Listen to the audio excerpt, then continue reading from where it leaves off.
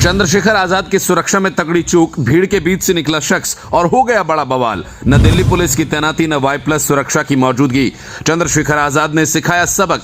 Indira Gandhi stadium की भीड़ देखकर हिल गई सरकार। चंद्रशेखर के भाषण से डोल गया प्रशासन। चंद्रशेखर आजाद ने एक आवाज लगाई और इंदिरा गांधी स्टेडियम ओवरलोड हो गया। अंदर खड़े होने तक की जगह नहीं थी। बाहर लोग लाइन लगाकर खड़े थे। देश के कोने कोने से पहुंचे चंद्रशेखर के दीवाने और उनकी एक झलक पाने के लिए बेताब थे। इसी बेताबी ने कई नेताओं के लिए मुश्किलें खड़ी कर दी। चंद्रशेखर की लोकप्रियता को देख वो डरने लगे। पहले उनकी एंट्री देखिए, जैसे किसी साउथ के सुपरस्टार की एंट्री हो रही हो।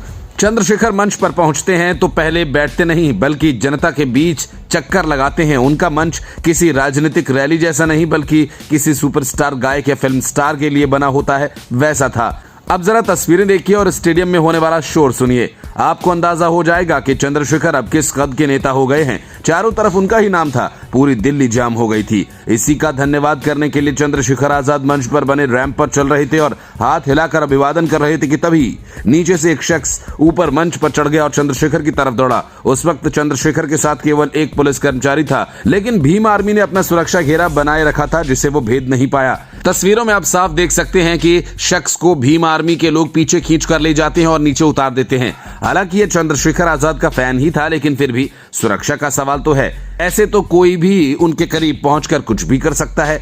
इसी को देखकर आजाद समाज पार्टी और भीम आर्मी ने चंद्रशेखर के लिए Z+ सुरक्षा की मांग की थी, लेकिन गृह मंत्रालय ने वो ठुकरा दी। इस पर सबसे ज्यादा हैरानी की बात यह है कि जो Y+ सुरक्षा चंद्रशेखर आजाद को दी गई थी, इंदिरा गांधी स्टेडियम में वो भी उनके साथ नहीं थी।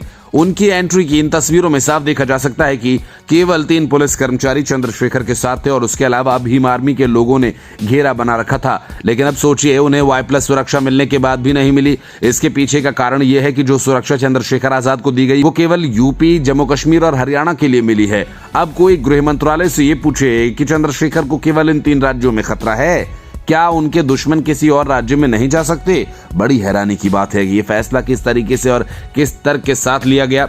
स्टेडियम में भीड़ इतनी ज्यादा थी कि चंद्रशेखर को बार बार मंच से समझाना पड़ रहा था कि बैठ जाइए, बैठे रहिए। एक बार वो गुस्सा हो गए और पुलिस से बोले कि अगर किसी को एक खरोंच भी आई तो सारी पुलिस का जीना हराम कर दूंगा, क्योंकि पीछे पुलिस कुछ लोगों को हटाती दिख रही थी। जो भी हो, इस रैली को देखकर सारे समीकरण अब बदल गए हैं और अब सरकार को भी समझ आ गया है कि ये नेता यहाँ रुकने वाला नहीं है। चंद्रशेखर के सारे विरोधी समझ गए होंगे कि अब उनकी खैर नहीं। आपको चंद्रशेखर की रैली कैसी लगी? कमेंट करके अपनी राय रख सकते हैं।